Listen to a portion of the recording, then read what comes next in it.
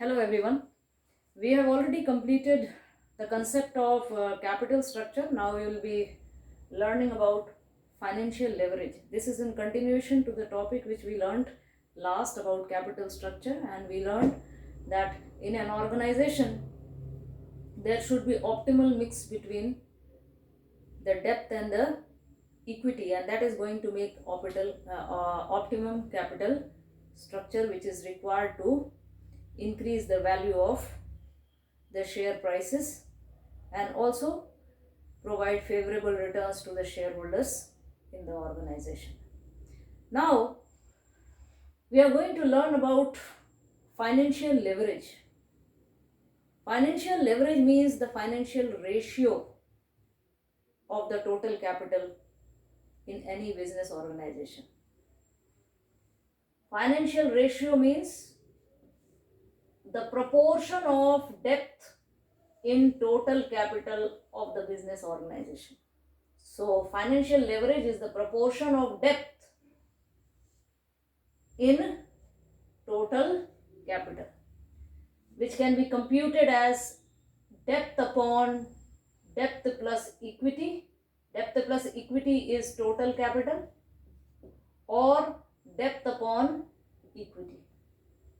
And this is the key component in capital structure decision that we have learned already earlier. And this financial leverage, it is classified into two types. It can be high financial leverage or it can be low financial leverage. Financial leverage is the proportion of debt in total capital or proportion of debt to equity. So if it is high financial leverage, that means the proportion of debt in total capital is high. That is why it is called high financial leverage.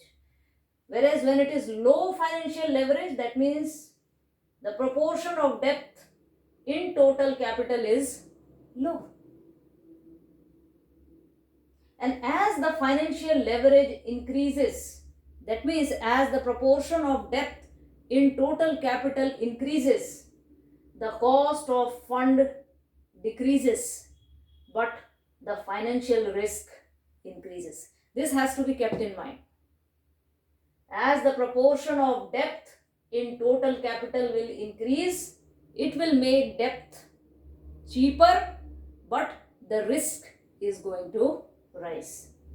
So what is the effect of financial leverage on financial health of any business organization? This can also be categorized into two parts. The effect can be favorable financial leverage or it can be unfavorable financial leverage situation. When the financial leverage situation will be favorable? It will be favorable when return on investment that is greater than the rate of interest paid.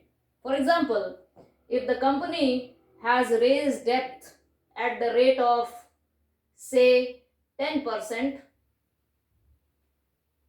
and the return is coming in the form of 12%.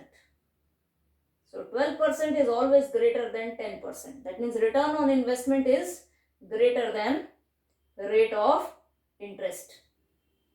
And this is what is called favorable financial leverage situation. And in this situation, it is said that the firm is trading on equity. Trading on equity, this is a concept. Trading on equity is because of favorable financial leverage situation. Whenever the return on investment is coming higher than the rate of interest paid by the business organization, it is favorable financial leverage. On the other hand, unfavorable financial leverage situation is when the return on investment is less than the rate of interest. If the rate of interest is paid is 10% and the return is coming only 7%, say, so it will be unfavorable financial leverage situation. Then the company should not go for trading on equity. In case of favorable financial leverage, it should opt for trading on equity, whereas in case of unfavorable financial leverage situation, it should avoid trading on equity. So, what is trading on equity? We have already understood it. Let us take it in the form of definition.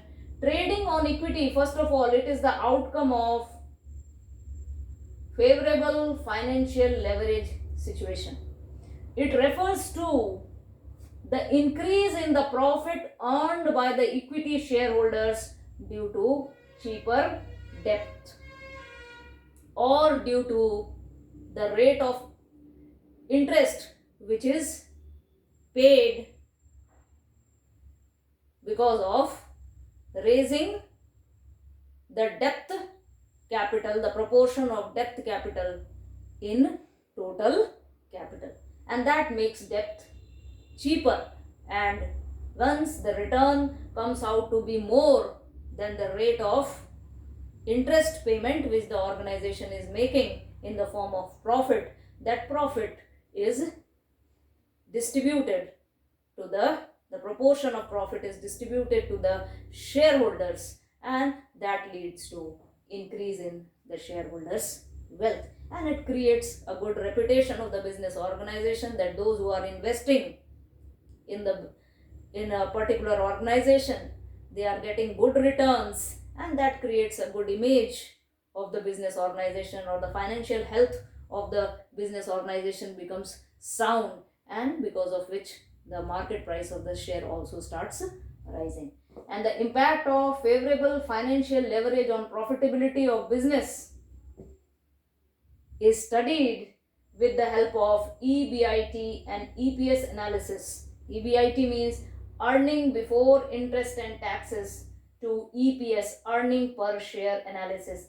This analysis we will be taking with the help of examples in our next class. So we have learned that there is always a strong impact of financial leverage on profitability. If it is favorable financial leverage, we will always see that the company is going to earn higher profit and the return will be more than the cost of funds. And if the